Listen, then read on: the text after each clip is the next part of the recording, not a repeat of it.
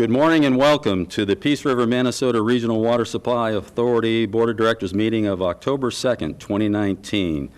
Let the record show all member counties' representatives are present. However, I'd like to recognize Commissioner J.C. Tirasso from DeSoto County here for Commissioner Langford. If you wish to, please rise for the invocation delivered this morning by Doug Manson, followed by the Pledge of Allegiance. Doug? Father God, we praise you for this day, Lord. We thank you for bringing us all together. We ask you, Lord, to bless this time. Give the commissioners wisdom to make decisions wisely with our water resources and with the provision of water to the citizens. We ask you, Lord, to bless all of our first responders and our military today, to protect them, Lord, to keep them safe. We ask you, Lord, just to be with everyone and give them safe travel to and from this meeting, Lord, and to bring us together in oneness in our decisions. In Jesus' name.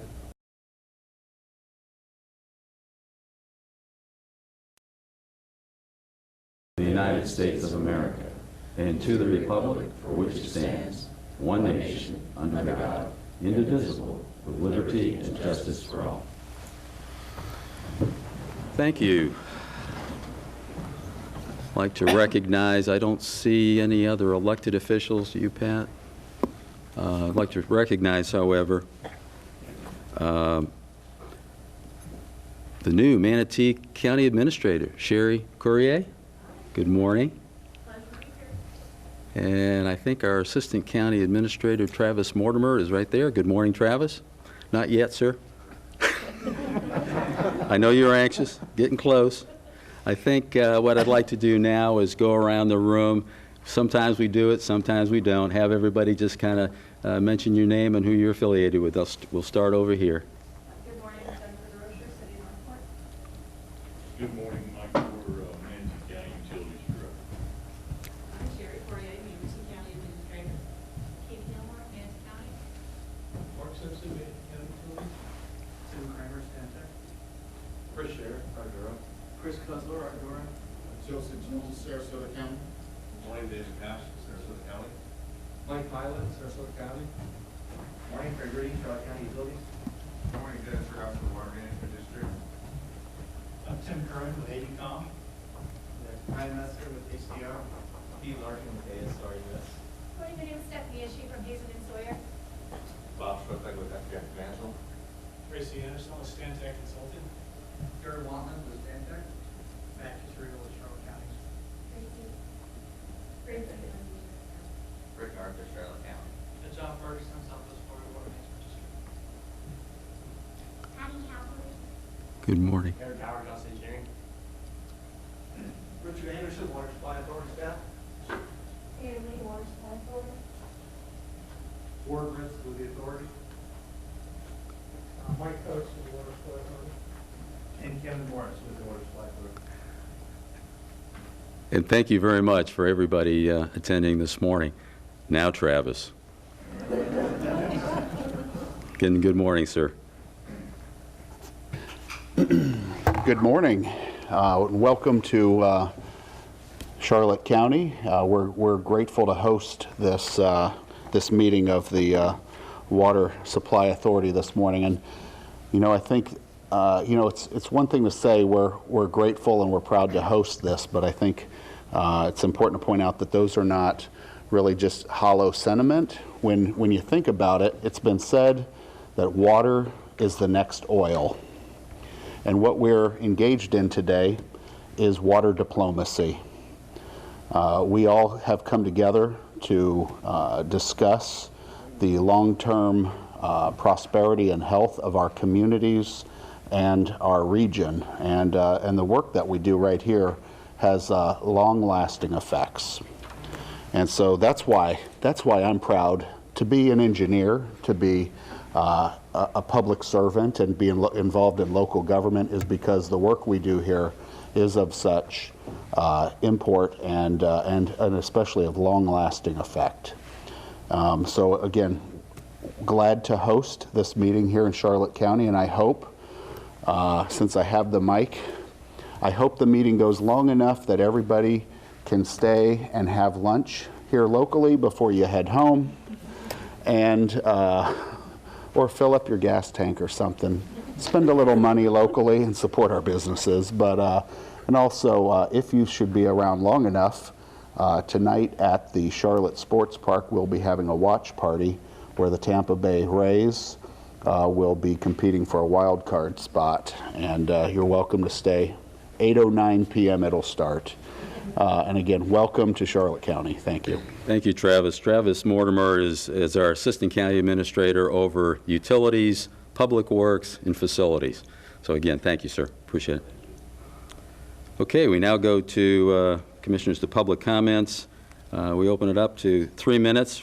Anyone wishing to address the authority board, please fill out a request to speak card. You'll be given 3 minutes on any agenda item or any other issue related to the authority. Okay, Commissioners, I see no one stepping forward. Mr. Lehman, we go to resolutions presentations. Yeah, if I could please invite the board to come down front. We have a special recognition today. Okay.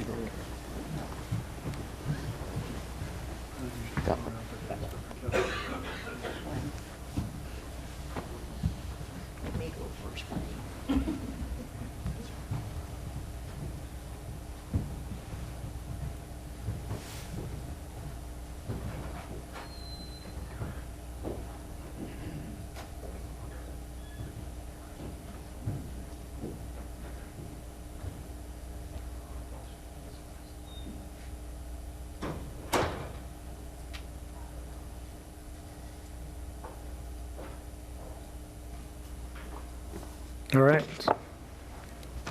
Morning, board members. Mike Coates of your staff. Kevin Morris is our manager of engineering and projects, and among the many other hats he wears, he's also our guru on surface water modeling, reliability, climate change, and also making the sort of fascinating presentations in the public that the rest of us really prefer not to follow. Kevin's been with the authority for 20 years. He started in August 1999 as chief engineer with the authority. At that time, the authority was working on the Peace River Option Program.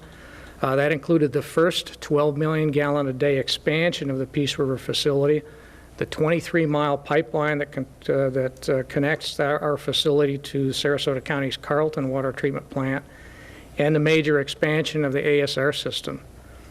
Kevin played a key role in the success of that project, and more recently a key role in the success of the regional expansion project that was completed in 2009 that added our 6 billion gallon reservoir and an additional 24 million gallons a day in water treatment capacity. Kevin and his wife Laura are both active and volunteering in their community. Kevin is on the Junior Leadership Manatee Board, and he also mentors high school students. He's continued his education while at the authority, earning an MBA in addition to the master's degree that he had when he came to the agency. Kevin is a diplomat of the American Academy of Environmental Engineers and Scientists, and I have to say he has more additional credentials than we can fit on his business card, or front or back. So we are proud of Kevin. We appreciate his excellent work and his dedication to the agency and the caring role that he plays in his community. And we're happy to honor him on his 20th year with the authority.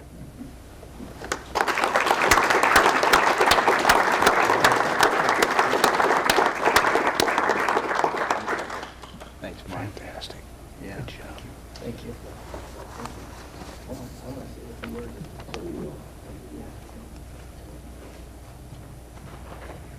You guys, wait a second. Get in there a second. Oh, look at that.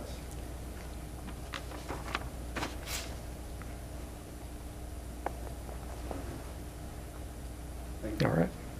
Can I say a few words? Absolutely. Come on. You know, if I live to be 100, the 20 years represented by this will always be my best, and I'll always remember them.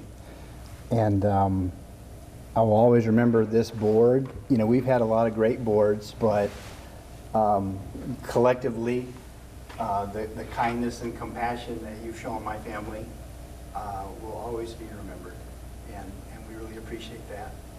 And I want to tell a funny story about my first day.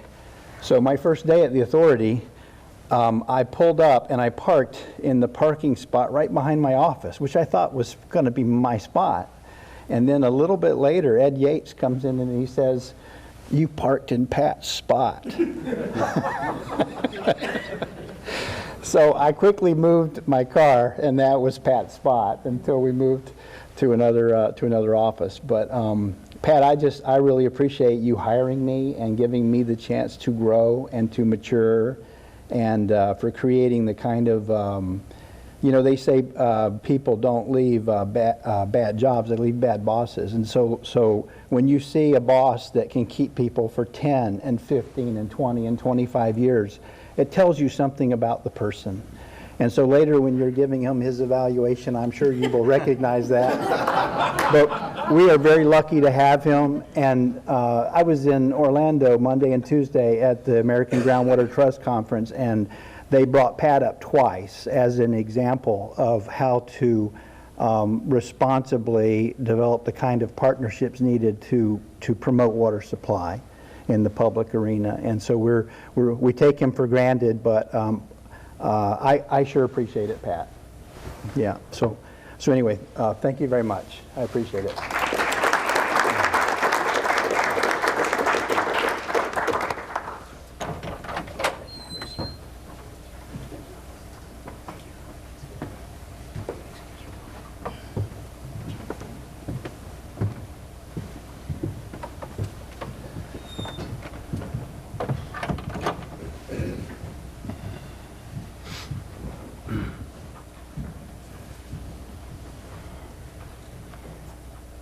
Okay. We're now to the consent agenda. Commissioner Trace, do you have anything to pull? I do not. Commissioner Tesario? I do not. Close. Commissioner Mayo? No, sir. I actually would like to, just for clarification and comment, pull items 5 and 12. Chair will accept a motion for the balance of the consent. So moved. Second. A motion second to approve the balance of the consent agenda. Any discussion? Seeing none, all those in favor signify by saying aye. Aye. Opposed, say no. Hearing none, it passes unanimously. Okay, on item 5, it's simply Pat and I had a little conversation, I think yesterday before. Understand there's no changes to the classifications in the ranges or anything. However, we had, I think, and Mike, we had a little discussion too, I think, in my one-on-one. Just wanted to understand there will be an annual pay raise for the employees, and that's included, I think, as a 4% number of total salaries, Pat. Is that correct? Correct. The board approved within the budget for this year, we included 4% salary increase as a budget line item, but it's up to the executive director staffing. You know, it's not specific 4%. That was the budget line item, so a few will be a little above, a few will be a little below. And that's the point. In Charlotte County, we try to do a performance-based type of an approach. It came up at our board meeting just when we went through the agenda, just to throw it out, make sure that we had an understanding that it isn't across the board 4%, that Pat would go through with all the employees, look at it. Some get more, some get 4%, some maybe get less, and some maybe get more. Is that correct? Okay. I appreciate a motion to approve item 5. Second. Motion second to approve item 5 on consent. Any discussion? Seeing none, all those in favor signify by saying aye. Aye. Opposed, say no. Hearing none, it passes unanimously. On item 12, it's our legislative agenda. Just something I would like to throw out. We're going to have a support item, not an appropriations request, but a support item for real-time water quality monitoring. And I don't exactly know what that really entails yet, but with all the water quality discussions going on in Tallahassee and D.C., I'd like to be in a position, when I go to Tallahassee and I speak for the county, Charlotte County, on this item as in support of that, I'd like to be able to say that the Water Authority, in concept, I guess, agrees to or supports the concept of real-time water quality monitoring. There's no price tag associated with it. There's just the idea that, again, some of us feel that we've got a lot of information stored, probably at DEP somewhere. We talked about that, Mike. My real interest is to find out what all that is and who's watching it, who's looking at it, who's evaluating it, and then hopefully come in and try to get some additional monitoring for the Peace River and for us to the Myakka River and the Charlotte Harbor area. And in real time, obviously, helps us with instantaneous responses if we have to. So anyways, I don't know what that entails yet, but I'd love to have, if that's appropriate, to hear some dialogue from y'all and see if there's support to just, again, have it as a support item on our legislative agenda. Anyway, Mr. Trace? I think we always want to have water quality, but, you know, we're not really, we're taking from the river. I think aren't we getting, the Peace River is always being monitored, correct? I believe it's being monitored. It's real-time water quality monitoring. I think it's a little bit different. Thanks. Mike Coates of your staff. You're correct. The Peace River is always being monitored. We do have real-time monitoring on the Peace River. Do we? We have sites. In fact, we have one site that's on our intake that you can access through the U.S. Geological Survey's website and see real-time conductivity, temperature, dissolved oxygen, those sort of things. Now, the other real-time monitoring we have out there is it's collected in real time, but a lot of it is not available in real time. You have to go out and download the information. But we've been monitoring the river for 40 years now. There's a huge data set that's evaluated annually, and more or less a super evaluation is done every 5 years. So if you'd like to get together and talk about what we've got out there and how we can improve that, we're all for it. Okay. Well, that's maybe the best way to handle it. Well, mine would just say that we support all water quality measures on, you know, the Peace River and whatever that, you know, is around us, because I think we all do. But I'm not sure that this authority actually, I think it monitors what it's in control of already. I don't know that we need anything extra. Well, maybe that's the right way to approach it then, is for, you know, Broad. In Charlotte County, we'll have it as a specific support item, is for us to get better informed, Mike, and sit down with you guys and understand exactly what we're getting for the authority, and then maybe integrate that into our discussions, but being careful to segregate what's being done and what maybe more of a general statement from Charlotte. If I could interject and just say some of the real-time monitoring that's essential to the Charlotte Harbor estuary, in addition to that, is even though it's further down as the Caloosahatchee River, because we get that pulsing coming back up here. So the idea of supporting real-time monitoring for Peace River, and we do have real-time monitoring from one of our old Horse Creek agreement as well on some of the, because if something comes into the river upstream, we want to know to be able to, luckily with our, I should say luckily, we're blessed to have a system that we can come off the river if something's coming down that we don't want in our system. I think for the estuary as well, that Charlotte County will want to have real-time monitoring to be able to make those same kinds of things. And I think the Blue-Green Algae Task Force has got us all thinking more about real-time data, because in those discussions they're emphasizing, especially on those kind of pulsing things like releases from the lake and things that are extraordinary, we want to know when that happened and what effect it's having on the water body. So I think that discussion is going to be brought up just from our attendance at some of the Blue-Green Algae Task Force and other water quality task force. This is an issue we're hearing around the state, that more monitoring period, and then real-time monitoring on issues where you have this pulsing effect or the possibility of a release that could cause issues. Well, I think I've heard clearly that, well, this is a marathon anyways, this whole issue. It's not a sprint, so we're going to be talking about this unfortunately, for years. Sure. So let's I'll report back to my board that, yeah, in general, that we're doing monitoring now. I'll get it more up to speed as to what we're specifically doing on the river, and be careful, though, not to make any statements that what this particular authority supports, and on that issue. More to come as time goes on, I think, and as you said, Doug, with the task force going, all the stuff that's going on right now, we'll probably be talking about it again next year. Oh, yeah. Very good. Chair would appreciate a motion to approve 12. So moved. Second. A motion second, approve consent agenda item number 12. Any additional discussion? Seeing none, all those in favor signify by saying aye. Aye. Opposed, say no. Hearing none, it passes unanimously. Okay, we're on to the regular agenda.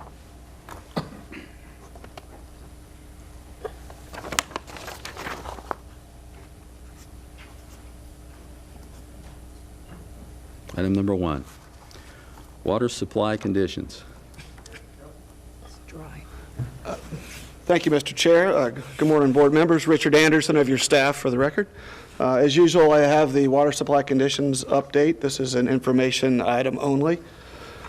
This will cover the information, the raw water conditions through September and the finished water demands through August. Rainfall, looks like Mother Nature, after 24 months of average or above average rain, has finally caught up with us. September, we typically average about 7.5 inches of rain. Through the 17th, we'd only had about 1.5 inches, and we ended the month at about 2.1 inches of rain, so quite a bit below the average. Does that signal the start of dry season? We're not sure. Hopefully we can get some more rain before we get into the full-blown dry season, but definitely a below-average month for rainfall in September. River flows, as you can see, as of the 17th, we were right at the average mark. We were right at about 2,500 CFS in the river.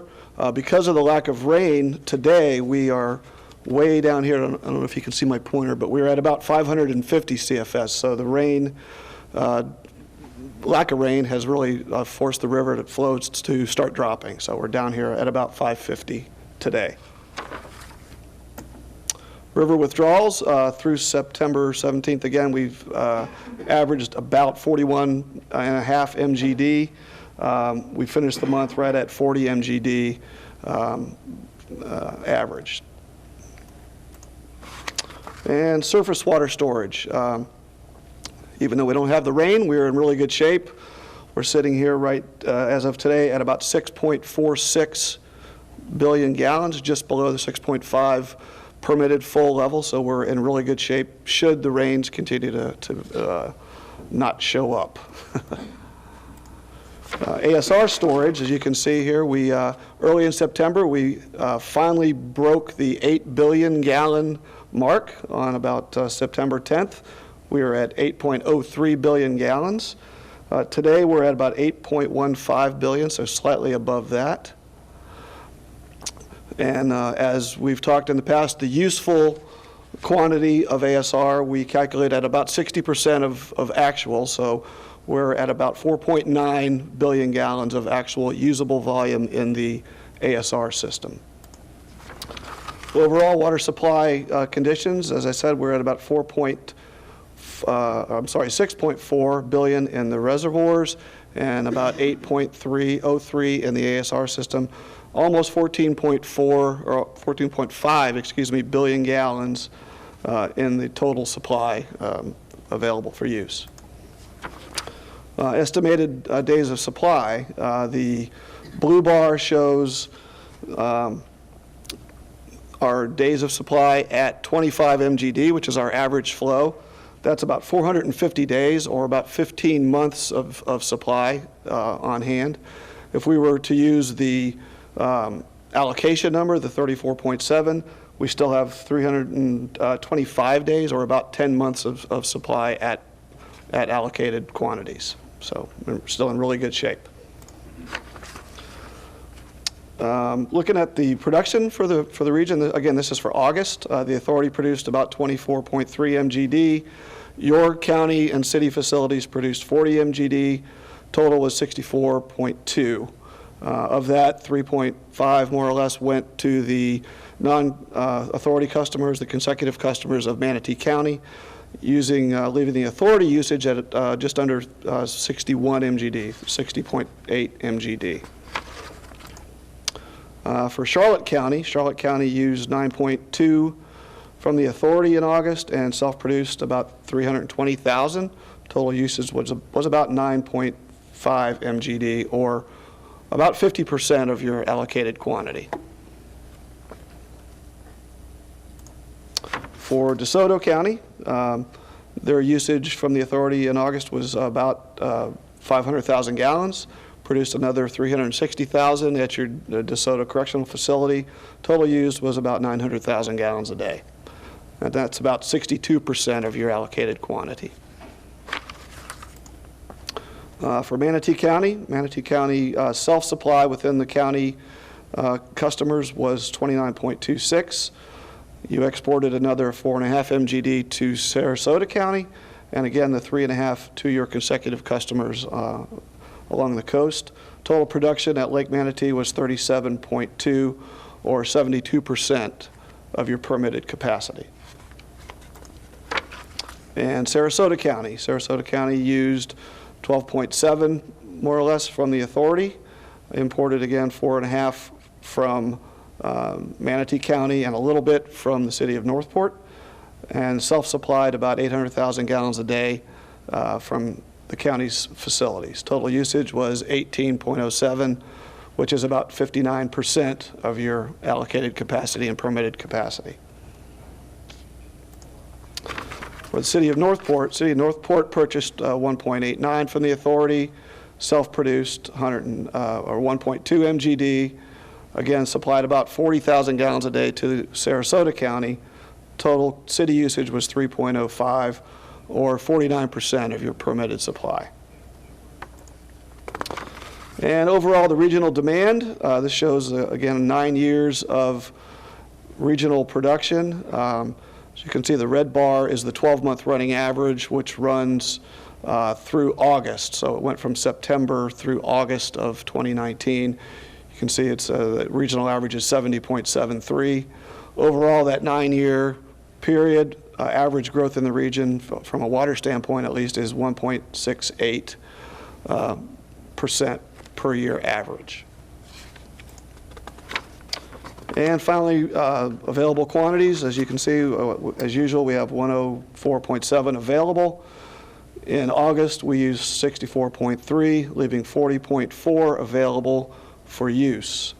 That's about a 61% utilization rate on our supplies within the region. And with that, I'd be happy to answer any questions. Very good. Go, sir. We've got a room full of technical people who live with these numbers, but we also have folks out in the public, some of whom don't listen to the whole meeting or absorb the entire document. So just let me say a few things into our record and ask you to confirm them or tell me I'm wrong. We've got over 6.4 billion gallons in the reservoir, nearly full, just about full. Over 8 billion in the ASR wells. We're only using about 61% of the available supply now. So even though we had a month without a lot of rain, there is absolutely no danger of us running out of water. Is that accurate? That's absolutely accurate, yes, sir. Thank you. If we had no rain and we're forced to use our supplies, as the one slide showed, I can back up and show you. Yeah, put that in the record, please. We have, at our current average day flow of 25, we have over a year's worth of supply to provide water to the region. Thank you very much. Thank you. Thank you, Commissioner. Great questions. And yeah, there's always that concern over why we've modified to that slide over time here to really show based on allocation. We still have 10 months. Based on actual usage, I think you said 15, roughly. We have 15 at average day. We have 10 months if we were to supply our contractual obligations to you of 34. Your allocations. We went Correct. all up to our full allocation. Yeah, we're in Correct. very good shape. Yes, Any other questions or comments? Mr. Anderson. Okay. Well, thank you very much, sir. Thank you. Next, Mr. Morris. Project update.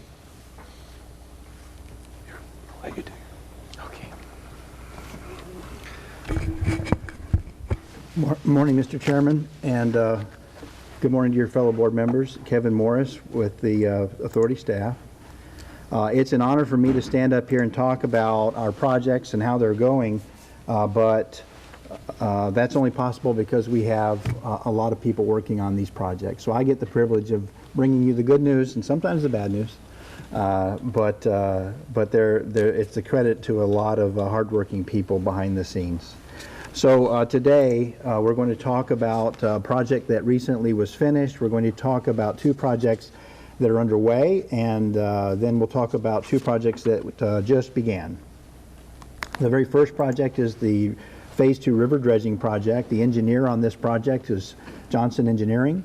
The contractor was Marine Contracting Group, and the construction contract amount was $733,169. Now, the reason that we do dredging is to remove sediments, and a lot of factors influence the migration of sediments in a river channel, but one of the biggest factors is storms. And so Hurricane Irma came through in late 2017, and this is the track of it as it came across the state, and it literally affected almost the entire state of Florida. There may have been some people in the panhandle that avoided impact, but broad impact across the entire state. One of the effects that we saw, this blue line shows you the center line of the eye.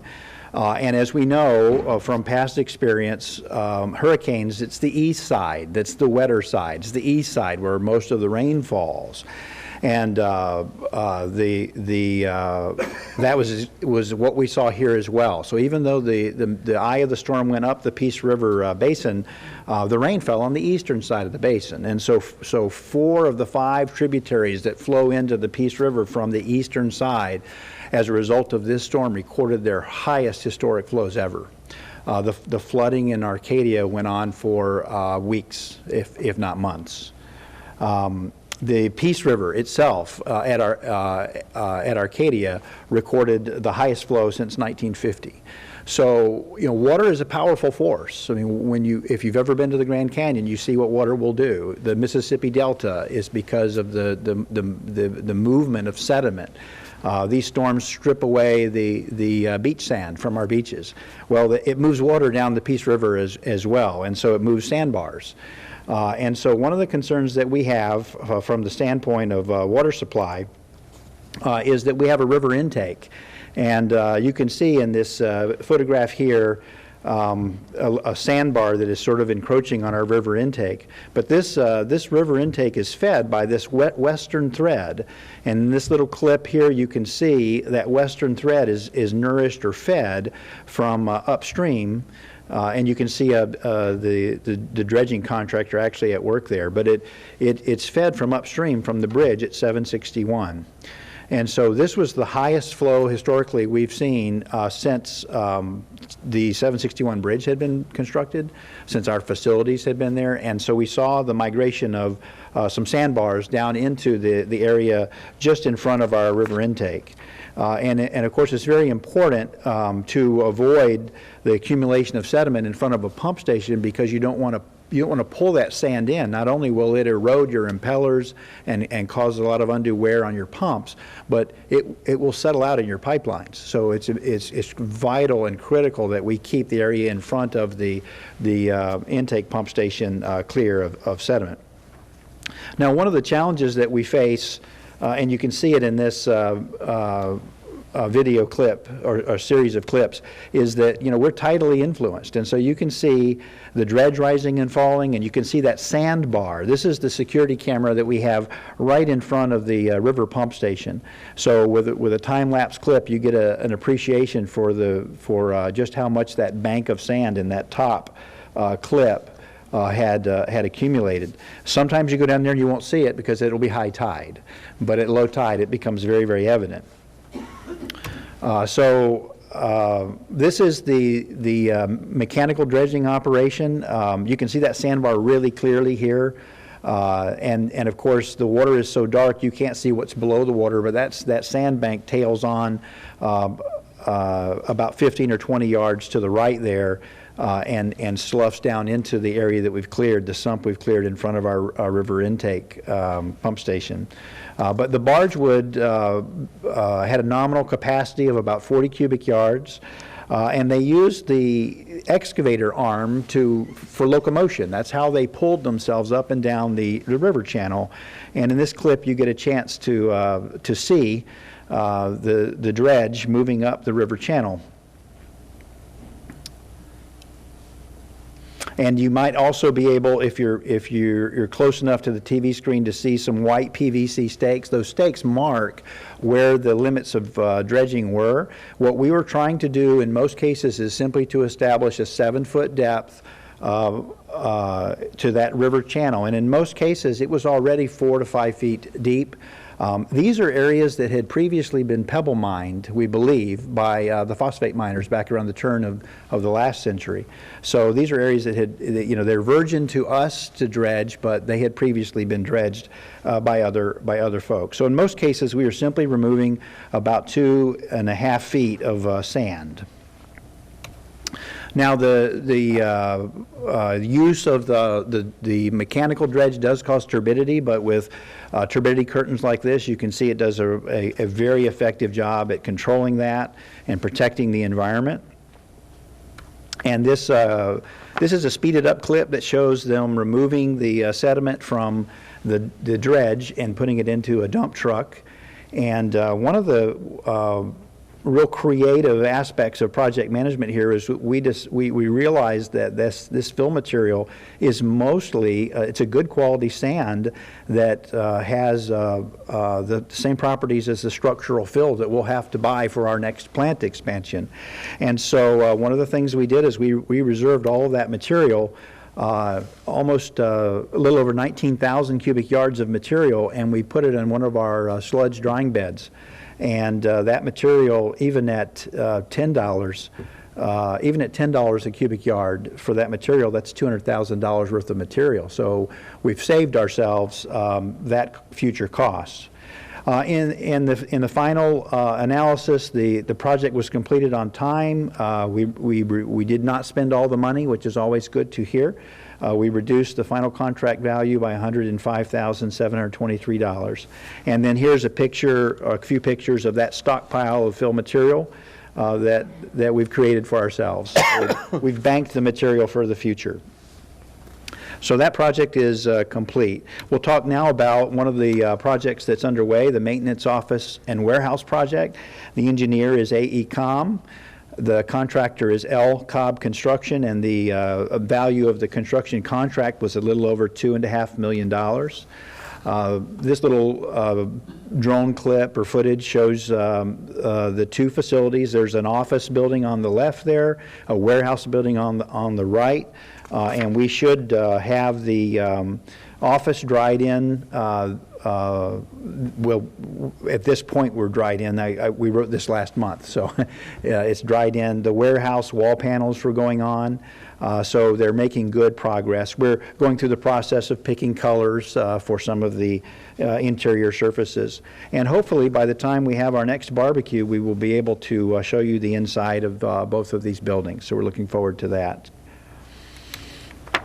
The Phase 1 Interconnect Pipeline project is also underway.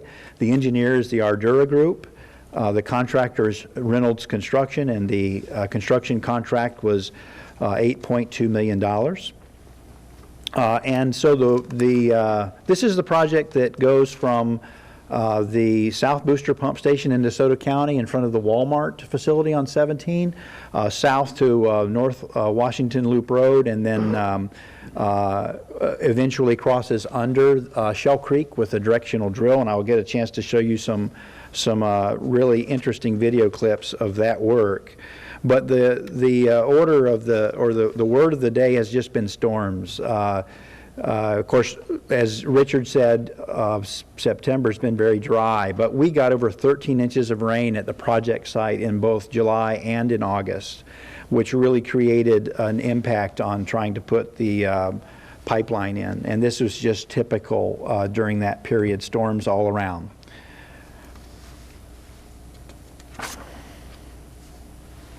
And to show that what that does to you when you are trying to install a pipe on the edge of a roadway, well, roadways are designed to shed the water to the swales. Well, the swales where we're trying to put our pipe in.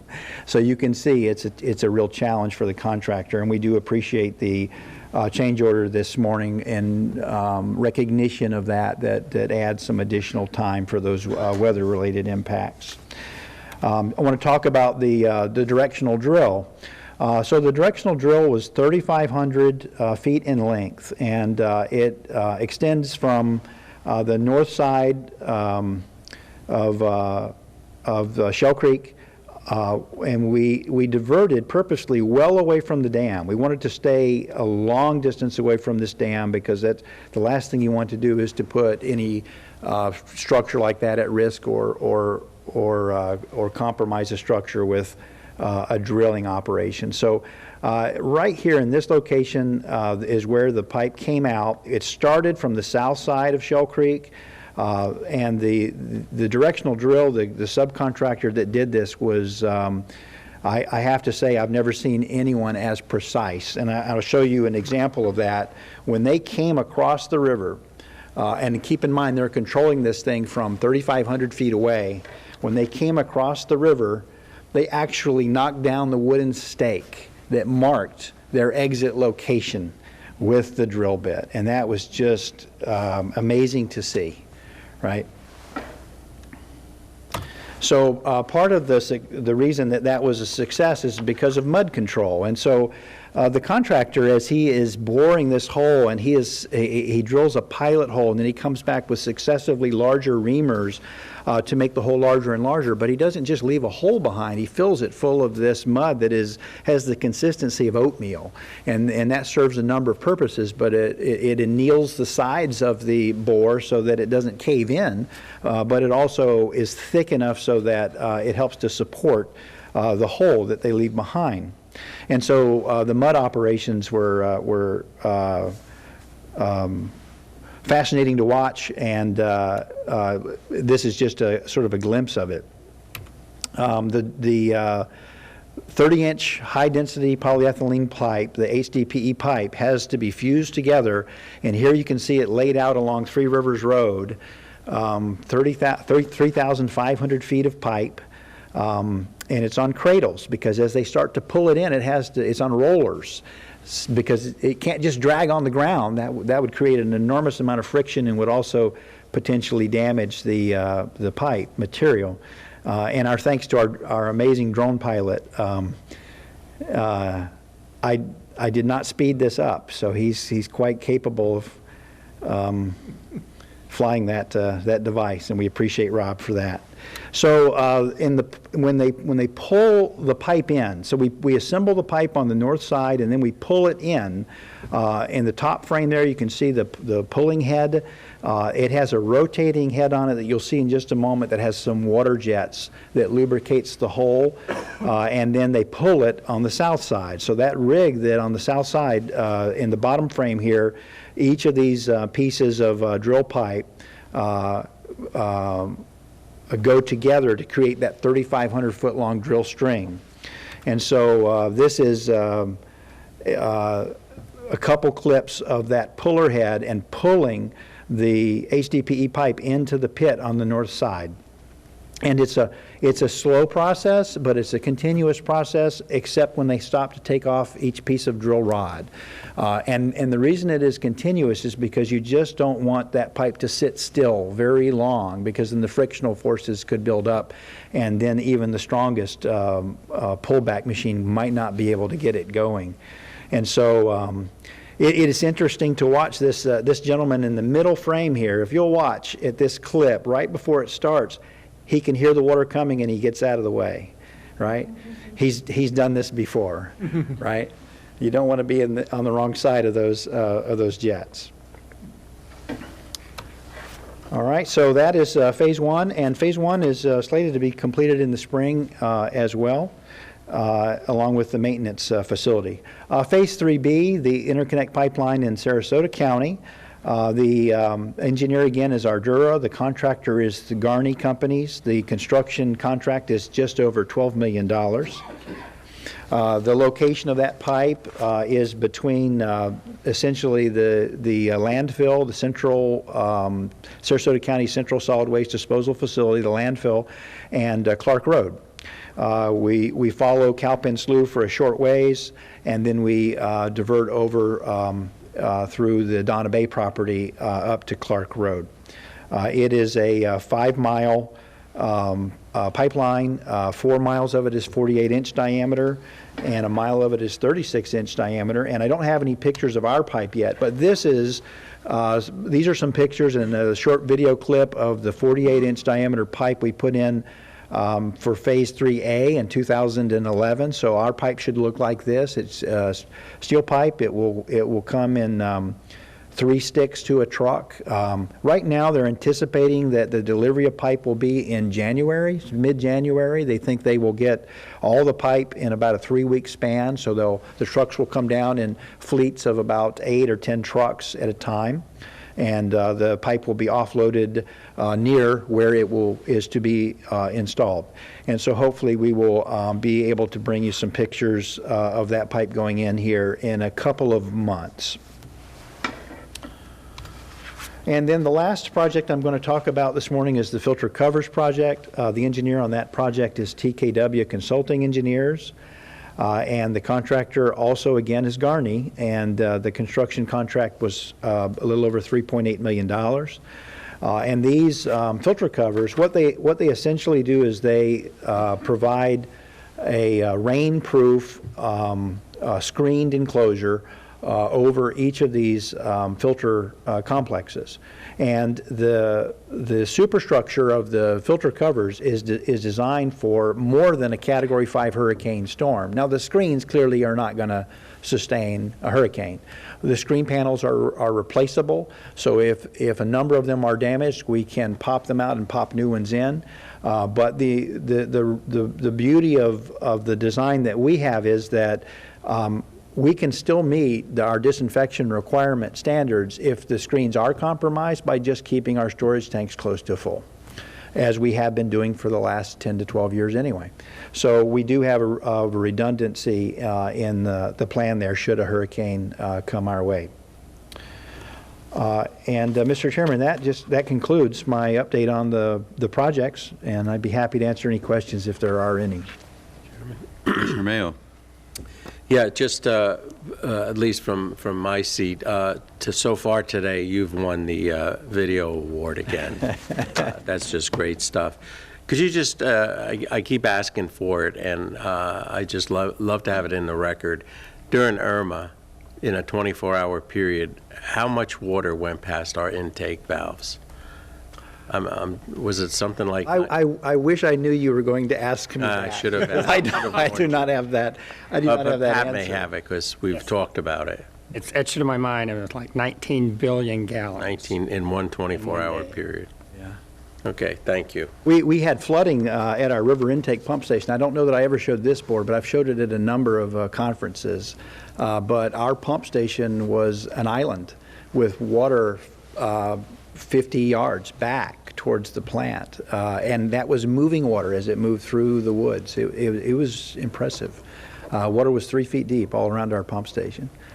But I will research those numbers and I'll have them for you. Thank you. Any other comments or questions for Kevin? I had, again, a great video presentation. Always appreciate it. I was wondering, though, and you may have stated it, on the dredging around the intake structure, had we ever done any dredging, maintenance dredging in front of the intake structure ourselves, or was it done? We have? What's the frequency on that? Well, we did it's called maintenance dredging if it's been dredged in the past. And so the sump directly in front of the intake pump station had been originally dredged by GDU. Yeah, way back. So in, was it 2016, Mike, 2016, we re-cleared that area. And at that point in time, we noticed that sandbank that was upstream of us. But because we were working under a maintenance dredging permit, we could not go outside the limits of that. We couldn't address that sandbank. So we started the permitting process with the Army Corps of Engineers to go further upstream and take out that sandbank and clear the western thread. And then Hurricane Irma came because it takes over a year to get a dredging permit.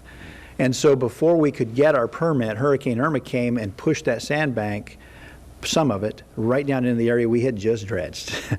And so we re-cleared, under approval from the Army Corps and DEP, we re-cleared I think it was about 1,800 yards of material sloughed down into the sump. We re-cleared that in addition to the new permitted dredging. Now, that's the first time in recent history that we've had to dredge that western thread.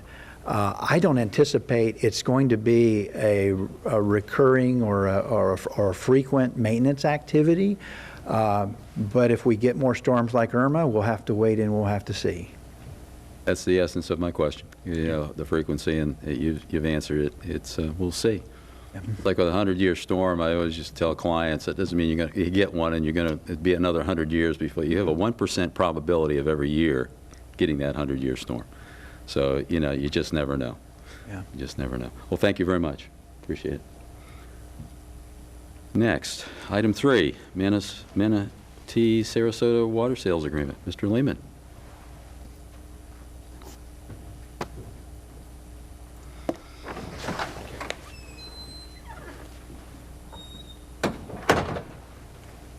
Yes. Good morning, Mr. Chairman, members of the board. It's my pleasure to give you a boring slide presentation with no videos following Kevin, but anyway, we're here today to talk about the Manatee Sarasota Water Reservation Agreement that's been in place for a number of decades. The discussion's been ongoing at the staff level, so Mr. Manson's here to answer any legal contractual problems. We got Mr. Coates here to answer any challenging technical questions. I'm glad to see a lot of the members of your respective staffs here that have been involved in the conversation, so you have a lot of people to draw upon. The Manatee, during 2005 water supply contract, the authority had accumulated a number of side agreements between different members. So during the negotiation of 2005 master water supply contract, it was concluded by this authority, by your respective boards, to do away with all those side agreements and have the authority be the managing element of water supply. The only exception was the Manatee Sarasota contract that had been in place for a number of years and continued. It has an expiration date of 2025. And as Travis said in his opening comments, the decisions you make, the water supply that you make, has long-lasting effects. So our goal today is looking at the most recent agreement was amended in 2003 between Manatee and Sarasota. As I said before, it continues through 2025. It was originally contracted back in 1973 and a number of amendments to it, but the current one expires just around the corner in 2025. So if that were to expire in 2025, only 6 years down the road, what would be the impact of Manatee County? What would be the impact of Sarasota County? And you, the authority, and all of its members. So our quest today is to provide you the information so that you can have the appropriate discussion, how best to address short and long-term planning of if this contract expiration in 2025. The member administrators, we met. There's been discussions at the utility level over the last couple of years. There have been some changes in staff, so it's time to regroup. On September 16th, we had the member administrators get together along with the utility staff to have the discussion so that everybody had an understanding of the issue and how options to resolve those issues. Certainly we have the board discussion today to help give us guidance, direction, not only to the authority staff, but your respective staffs.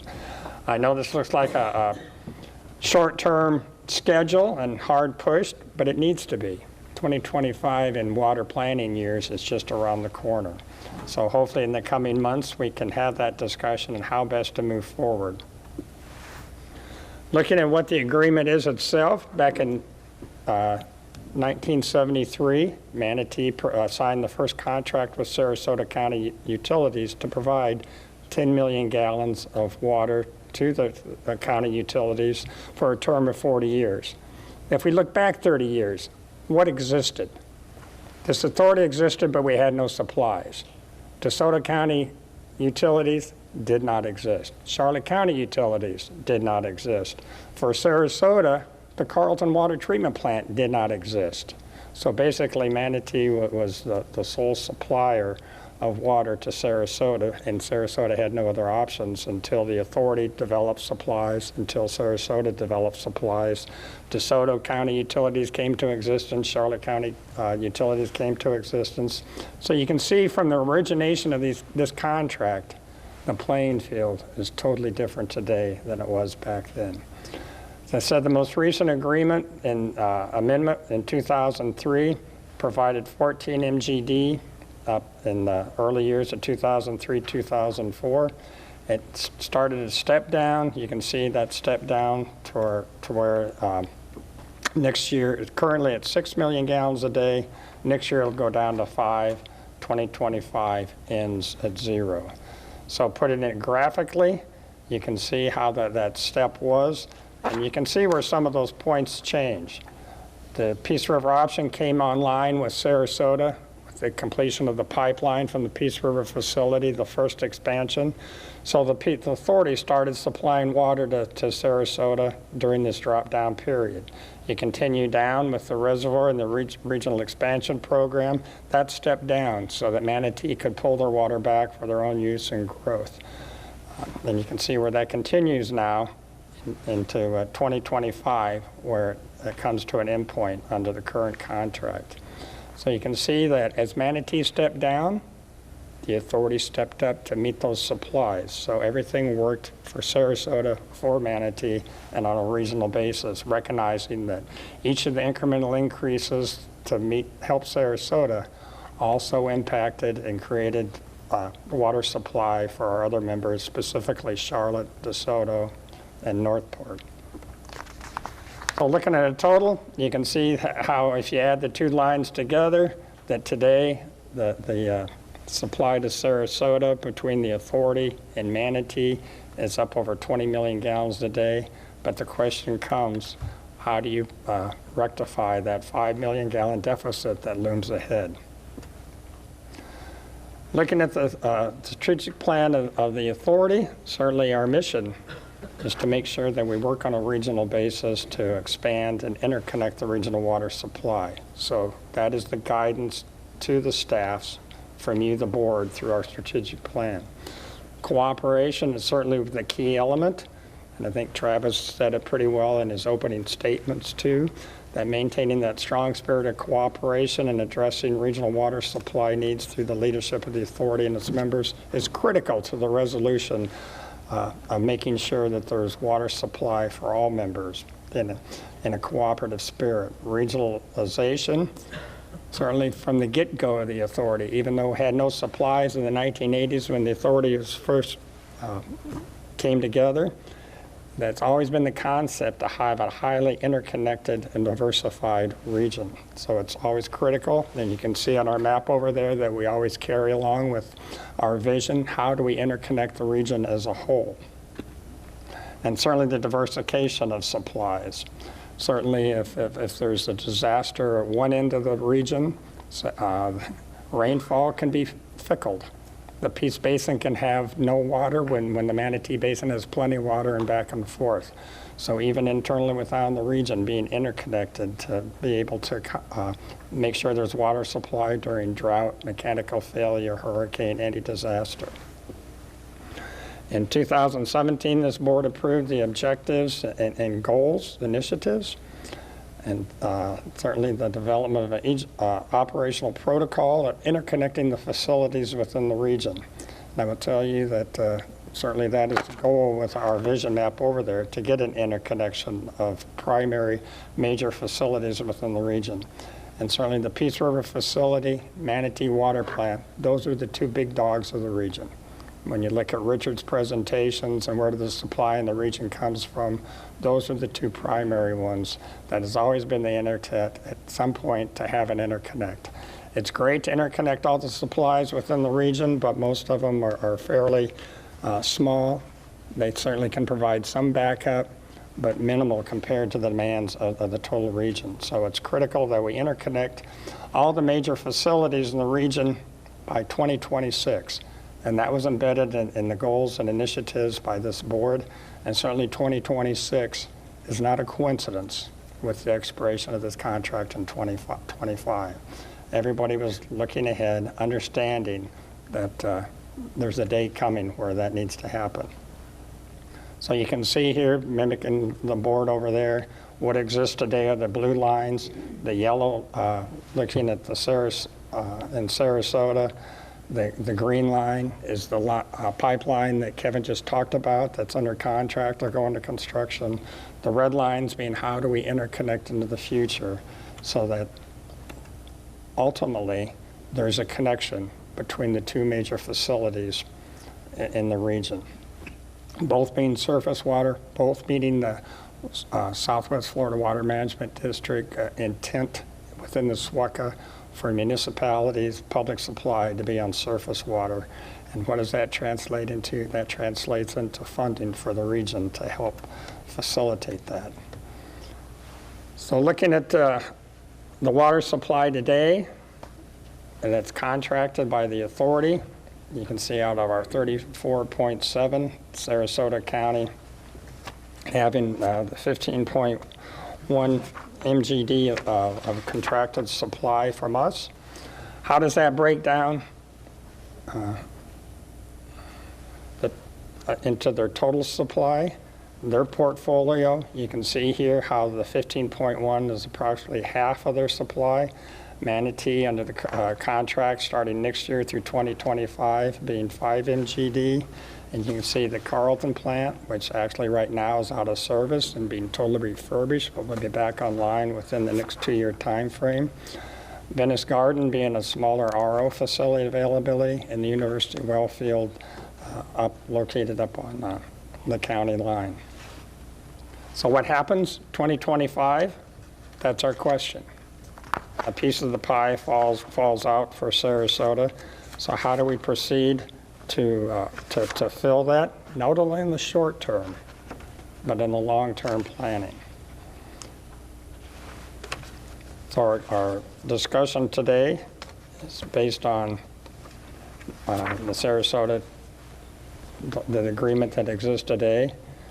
Should it expire in 2025, the authority, certainly it's our obligation to make sure all our members have the appropriate water supply for the future.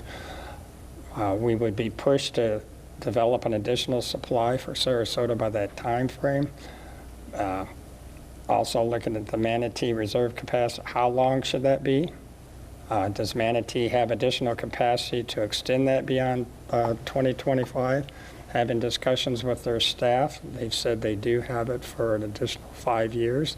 But that's from the technical side. That's why we need the discussion of administration and also with the board level. Should there be a step down in reserve capacity, either starting in 2025 or beyond? So how long would that happen? In the end, what is the impact of Manatee County? What is the impact of Sarasota County?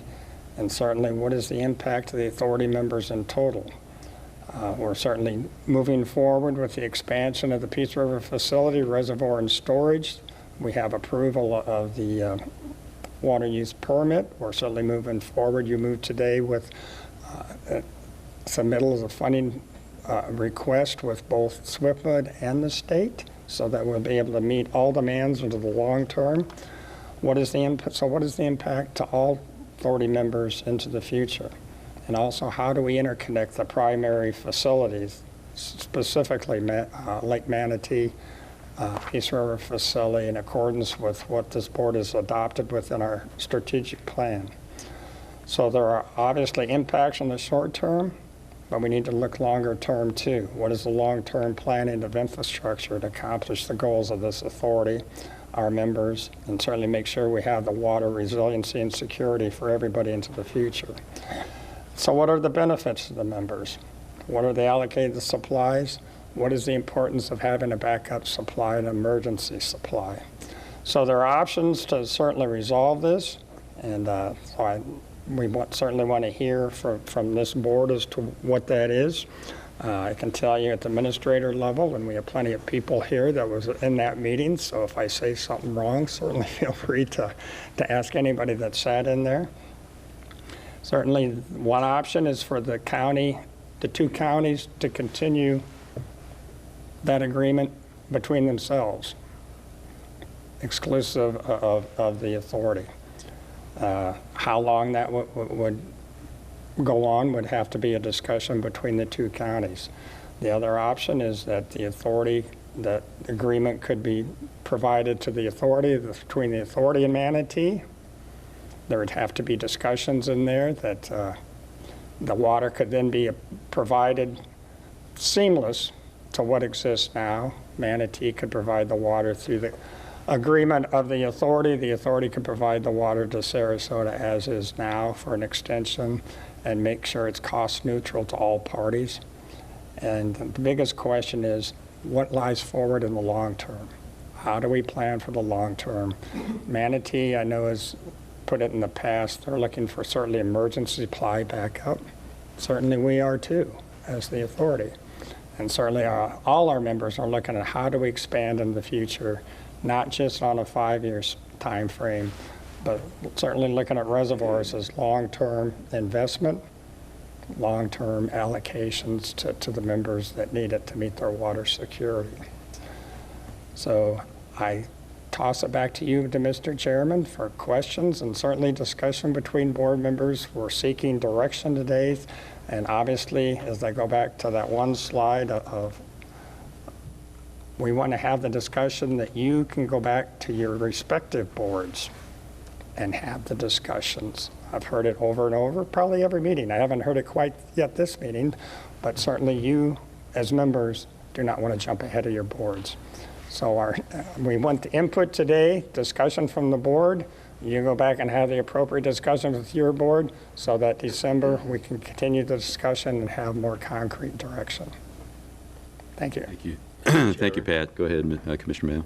Yeah, to start with, I know the administrators have been meeting with their respective staff. Let me take a moment here, though. 1973 to 2025, when this current agreement ends, is 52 years.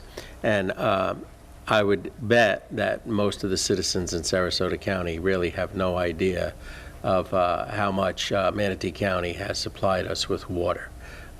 They also don't realize that you got way out ahead of everyone building a reservoir, and also funded and did a major rehab, I don't know the right word, of your dam. I went and visited it with some of your folks, so that is very much appreciated.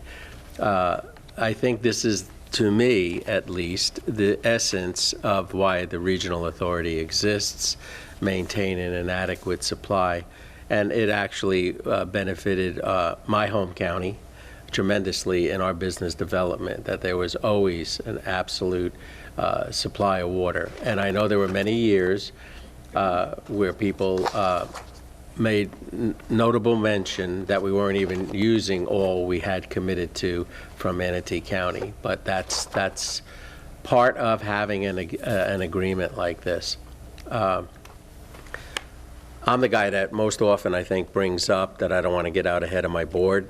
I do not want to do that this time. We meet again next week. I am sure there might be something on the agenda to discuss this, but if not the first meeting in October, the second meeting in October. And I've been brought up to speed very, very consistently by Jonathan Lewis. And I think now one of the things that's happening, and I really leave this at this moment to the administrators and staff to work through. It seemed like we might be moving to a three-party agreement, Manatee, Sarasota, and the authority. That may not be the case. That's still up for discussion. It may be a Manatee-Sarasota agreement and a Manatee Peace River Authority agreement. But that's all the information that I have at this point. I think that pretty much is all that's been agreed to. But Pat, if you have more, or other commissioners have more, I'd love to hear that. Thank you, sir. And I got Commissioner Trace at the queue. Go ahead. You know, we've been doing business with Sarasota for a long time. I know we've sent y'all a draft agreement in a few months ago. We want to continue at least through 2035, 37. We have been very, very way ahead of a lot of counties, and we're sitting very good. And we continue to always save our water just because we have a lot of it. We thought we would have to we thought we would be just using all our water in 2025. So plans change. You get better. People become more efficient. You're not more use on yards and stuff with the wastewater. So I know we have a draft agreement in with y'all. We want to continue the way we are. We're transparent. We have provided backup. We want to have plenty of backup. We want to be a good neighbor in the region. We think that we have already accomplished that, and that we should be able to continue basically as we are until the time that we actually have to start transmitting water back and forth, which we're figuring 2035, 37 as we sit today, which could change again. At least that's where Manatee County is sitting, unless those people aren't down there giving me any weird sounds. So that's pretty much where I think we're sitting as of today. So I'm with you. I think the administrator should work this out. We've always been transparent to the region. The region knows exactly how much water we have, where it's going, who it's going to. And I say let the staffs work it out as they have for 52 years. Mr. Chairman. Go right ahead, sir, then I'll weigh in. Well, I think you put it very appropriately. First of all, this morning at 8:45, I was sitting in my beautiful black pickup truck on the phone with my wife, and an SUV roared up, and 5 Manatee County officials and electeds poured out of it. I immediately stopped talking to my wife and called for backup from my county, and none arrived, okay? Except they did, Dave Cash and Mike Millette did show up, but by that point, I could have been stormed by this group. At any rate, we all got out and chatted. You make an interesting point. Plans change, but one of the things that escapes the view of most of our citizens, and between the two counties, there's pretty close or just over 800,000 people, that the supplies improved, and in both counties, the efficiency and water conservation really kicked in. And that's what made these supplies have, I think, part of the reason they have a longer life. Pat, do we have the time? I think we do, that our administrators and the facilities folks and the utilities folks meet again and bring this back to us at our next meeting with some more decisions made and some arrangements worked out between administrators? I just want to get my arms around that when I give a report to my board next week. Oh, definitely. Okay. All set, sir? Yep. What I was going to suggest, and I think that Pat and I talked about it a little bit. I looked at the timeline here and I said, whoa. That's great, but I think there's an opportunity, I think, first of all, as y'all were saying, to sit down and really inventory a little bit. Again, we've gone through it many times, and go through what Sarasota's position is as far as water supply is concerned. Carlton is down right now for a couple of years, but it looks on your sheet here, it's got 10.52 MGD capability, but you're not really pulling anything off of that right now. 5 MGD is the problem in 2025. We only produce and utilize about, out of the authority, about 25 MGD a day. We've got 34.7 capability, so we're not using all ours either. We really need to get our arms around all that too from a time standpoint. There may be a short-term need to do something, I say short-term, over the next 5 to 10 years. Then the longer range reserve, when I need an update on our CIP again, what's the time frame on our new intake structure, the time frame on the reservoir, all that integrates in to this whole discussion. I think it's going to be absolutely critical that, I'd be all right with having a special workshop with the authority before now and December, if that's something that we can pull the appropriate staff people together. Pat, you could see that there would be meaningful discussion there where we could actually, although we wouldn't make decisions at a workshop, get more of this out and discussed if it seems like it's beneficial to y'all, or just let staffs work on it and then have a combined presentation in December. I'm just throwing it out as a concept. I don't have a problem with another meeting, a workshop discussion. I like workshops. But I just think it's important that we kind of look at it maybe in two facets. A short-term solution, again, short-term being between now and 25, maybe into 26, 27, as to what the authority's doing, what Manatee County's going to be doing. But we really do ultimately need to hook these supplies together. I mean, that's the goal. It really needs to be the regional goal. But when that happens, it needs to be really thought through. And I think, again, I think a workshop, another workshop specifically on this issue, commissioners, might be of some benefit. Go ahead, Commissioner Trace. Always love a good workshop. You can get in there and get some work done, but I think we're semi-jumping the gun. Yes, the agreement's 2025, but from what my people are saying, they've talked to Sarasota, and we're good for we're good right in the, if you call 15 years the short term. Yes, I agree that we're going to one day start taking some capacity from the Peace River. We thought it would be 2014, but it's not going to be 2014. Right. We thought 2025. It's not going to be 2025. So I think we can continue somewhat how we are today without including everybody. We've been transparent. The authority knows. I'm keep it at the staff level. These people have been doing it. They look out for 10 years. Kind of look every year like it's not going to be 10 years. It's not going to be 10 years. They're saying that every 2 years. We're going further out. So I don't really think we have much to give them, except that, yes, we already know that the mission is we're going to be integrated one day. It could be 2050. We don't know. I just think today we can't really say much except that, yeah, we just don't know when that day is. I think we're still at least 15 years out unless something happens. And we have water that we're planning. I mean, we're not going to all of a sudden tell Sarasota no. Well, I mean, we haven't in 50 years. I mean, I don't know unless you're going to start doing something really crazy over there, Alan. I don't know. Well, my plans to annex a big portion of Manatee County failed, so we're not going to do anything. Well, we'd have a little more water because we probably wouldn't send them water down there. You know, again, I keep pointing to the fact that, well, first of all, I agree with Commissioner Trace. Our staffs seem to be working. Nobody comes back from these meetings, at least when they return to my offices, bloodied. So, and I don't get any reports of anything other than people talking as technically competent people do.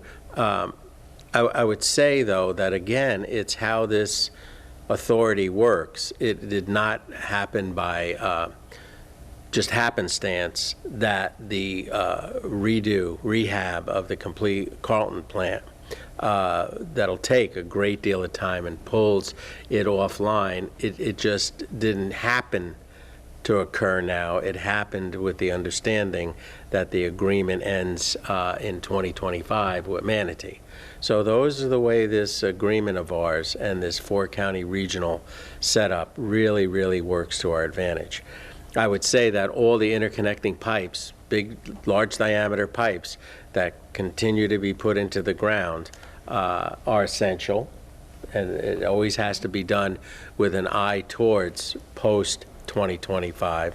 But just as one commissioner here, and I'm pretty sure I know I speak for the administration and for my board, all of these deliberations are happening concurrent with our plans for a third reservoir. And that is absolutely essential. I keep telling folks that for the next 20 years, for sure, everybody has an ample supply, and with the third reservoir, that could take us as far out as the next 50 years.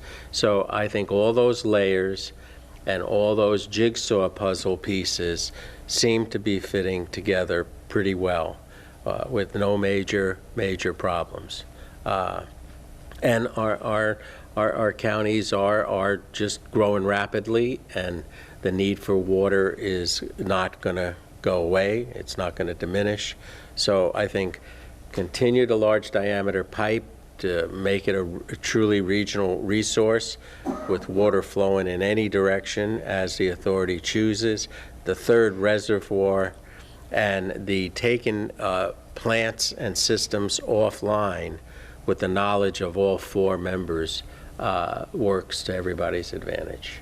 Okay, so I guess if I've interpreted it correctly, as far as direction to Mr. Lehman and staff, do I hear that Sarasota County and Manatee County and your administrations and management teams are going to continue discussions and working together on your specific agreement to see what you can work out? Mr. Lehman, I think the direction from this board is to keep involved with that, understand where it is, and at what point you need to bring that back to this board to have a bigger discussion. It may not be for a while. You folks may just be able to work it out for time being. But we still need, again, I would like, I love workshops, but I really would like to sit down with our CIP again, now that we've got a lot of things moving. The third reservoir, well, the intake structure, all that stuff, the timelines on it again, make sure we're up to speed, so that integrates back into your specific discussions with your board back home as to where we are. I just don't remember. I'm getting to that point in life, Pat, where my memory's not like it used to be. So I don't know if you all are okay with another workshop. That would be great. And that just lets you coordinate that. Right, and trust me, the administrators have some good ideas for workshop topics for you too, so. Okay. On emergency supply, making sure you retain enough emergency supply. If it goes this way, how does it impact existing customers? So, okay. Right on target. Sufficient direction, sir? Yes. Okay. Do appreciate it. Very good. Thank you, commissioners.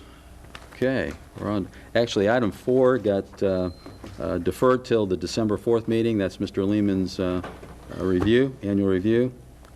We'll now go to general counsel report. Manson. Yes, just something we'd actually discussed before, which is a Joe Gilberti lawsuit, and they filed 2 federal lawsuits. I know a number of your staffs and some of our consultants as well were served with a lawsuit, and the one was filed in federal court in a kind of standard way. The other one was filed as a claim against the Federal Reserve in federal court in D.C. That one has now been dismissed. The second claim is still out there.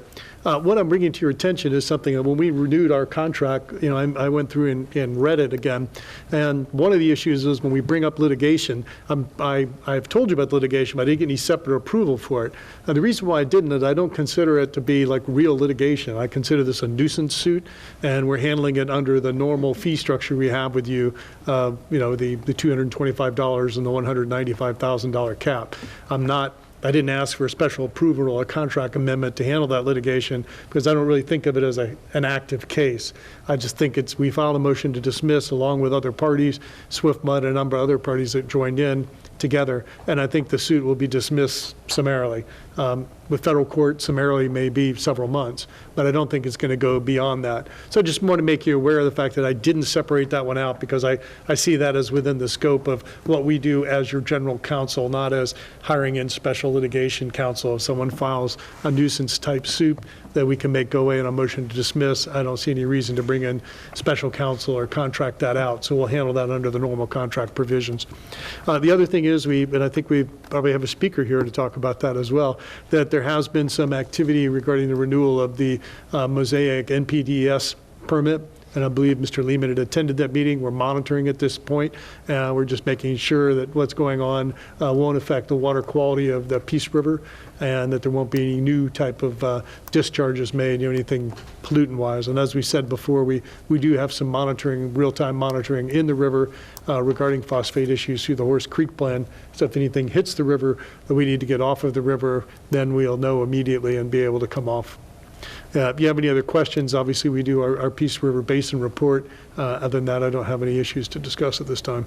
And the NPDES is the stormwater discharge, essentially.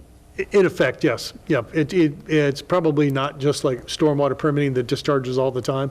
They're supposed to have, it's a few more requirements, and basically a water quality permit and monitoring is required. But you're right, it's basically a federal permit that's issued through DEP, looking at water quality discharges of, in this case, industrial site. Very good, sir. Any questions for Mr. Manson? Okay, we'll go now to the Executive Director's report. Yes, you can see from our board book that the delegation meetings for each respective county, Sarasota, DeSoto, we've already attended. Manatees is today as we speak. Terry Holcomb's there representing us, Charlotte County next week. In accordance with what the board approved today, both for submittal of funding to SWIFMA and also submittal of funding requests for a reservoir with state monies, we have been in contact. Representative Grant and Senator Gruters have both agreed to sponsor our water supply application to the state funding. So we'll be putting that together and getting that to them for the tune of about $1.5 million for upcoming appropriations in the budget for their deliberation. Just to keep you up to date, that we do have the water supply, water use permit in hand for the next 50 years, which falls right in line with our long-term planning, being able to construct more storage with a reservoir to meet everybody's needs for the future. Staff is putting together a request for qualifications that should go out in the next month or two so that we can start the feasibility planning of that and start bringing it down from the 30,000-foot level.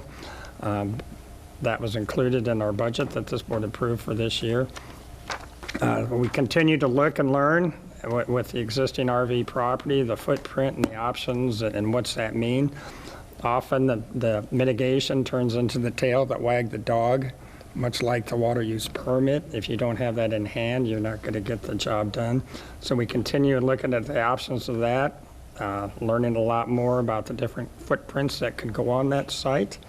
And also, that site is divided between the Peace Basin and Mayaca Basin, so not to get you bored with technical discussions, but at some point we'll bring you some nice, pretty maps to look at that. But we look at the mitigation in each of those basins and potential for land acquisition opportunities. We continue to look at that. And also weighing that against the potential for mitigation bank as an option. So we're looking at all options for future mitigation of a footprint, and certainly we're including that also within the funding request so that hopefully some of that can be fundable as we move forward.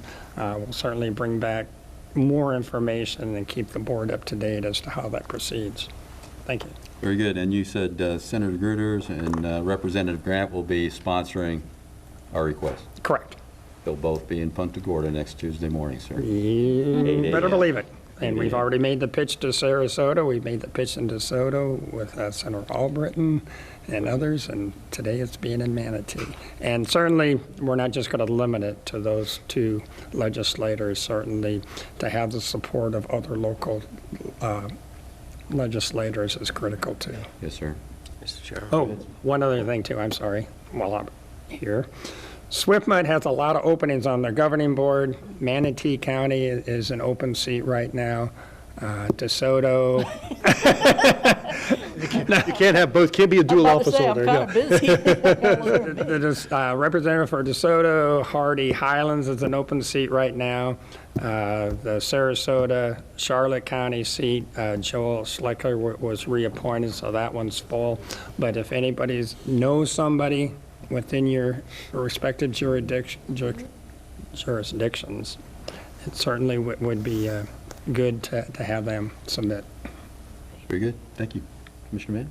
Yeah, when I was describing the choreography about how all the pieces have to fit together, I didn't mention, and I should have, that, Pat, thanks to you and your staff, and Doug, you and your staff, we have that additional layer of a new 50-year SWIFMUD permit. Mm-hmm. And that is everything slowly but surely with a high level of technical competence from the member staffs and your staff and Doug, your staff, everything falls into place. The next piece that's being worked on, as Pat said, is, and I'm obviously very keen on this third reservoir, that we know where it's going to go. We've made representations to folks that it's going on RV Griffin. Mm-hmm. It fits in all sorts of shapes and forms, still to be determined, but the mitigation is now something that I think we always have to make sure our budgets are taken into consideration. This year's budget, FY20's budget, has some money in it for the beginnings of looking at the reservoir. But I would just ask you, Pat, to keep us fully informed on what we need to do to lock down the mitigation, because it's got all sorts of varieties. It's split between 2 basins. Nothing is easy on a big regional 4-county authority like this one. So thank you, Pat.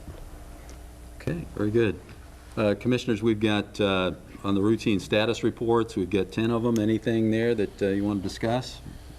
Need to be ask staff to help us with. If not, go to board member comments. Commissioner Trace. I think I've said enough, thank you. Sarah, Commissioner. I'd like to mention a couple things. Go ahead, sir. Mr. Chair. Just going back on water quality, I would like to encourage all of our stakeholders to think about and explore any proactive measures that we can do to protect our resource. The Peace River Basin and its tributaries have some potential significant development on the horizon. So we have one chance to steward our water resources in the critical decade to come, and we can all be searching our brains for ways to continue to improve the way that we do it.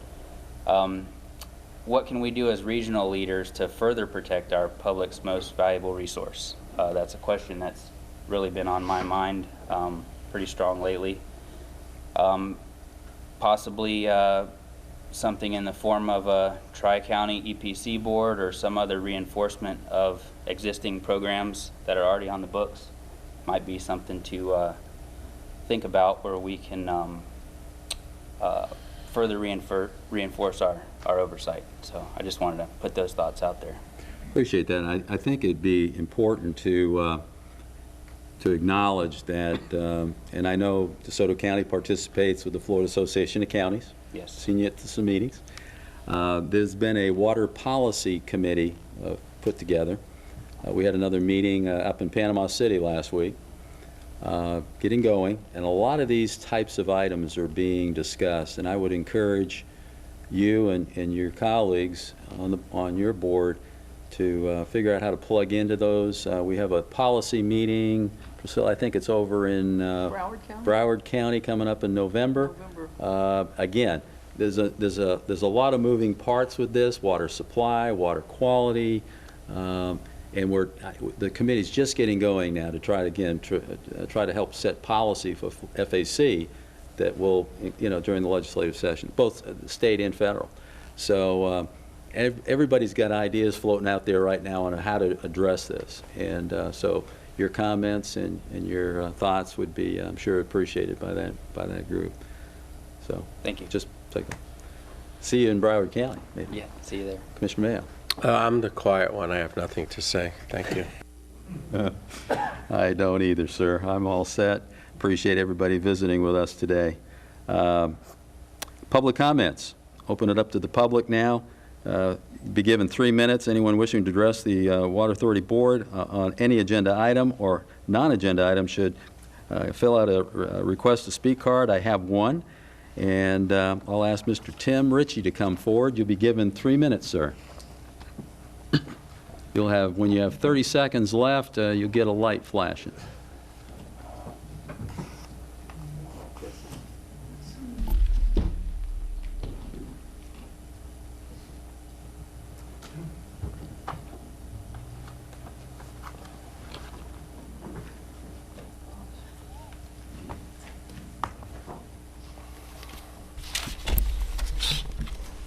Good morning, Commissioners.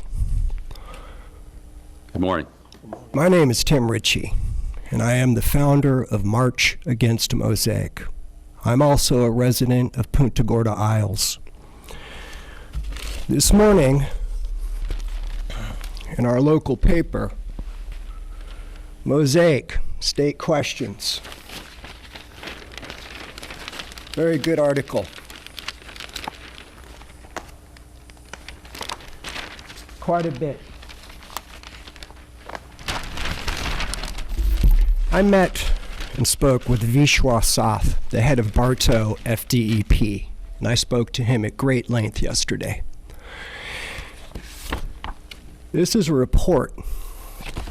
This is the Bartow South Labs, and they are numerous failed water tests with alpha gross particle activity, radium 226, 228, sulfur, sodium, ammonia, to go down the list. This is a 363-page application for the permit.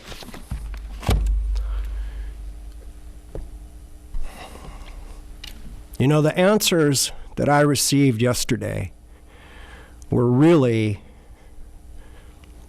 insufficient.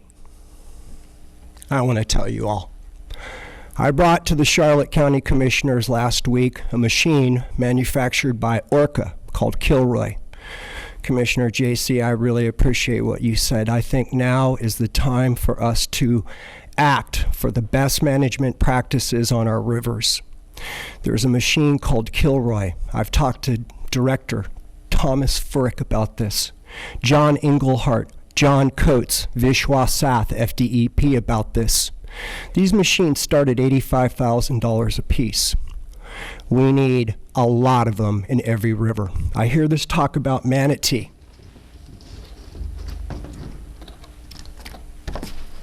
This here is outfall D002 and D001. This is the Mosaic Bartow gyp stack.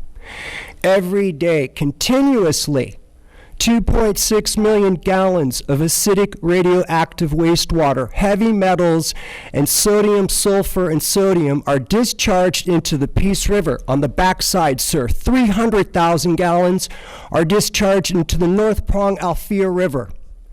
And we are not buying the nonsense anymore about the water, the rivers, and the water's clean. I am going to request again. We want weekly testing for radiation. Thank you very much for your time. Thank you very much, sir. Appreciate it. Is there anyone else who'd like to address the board on a Water Authority agenda item or issue related to the Water Authority? Please fill out a request to speak card. You'll be given 3 minutes.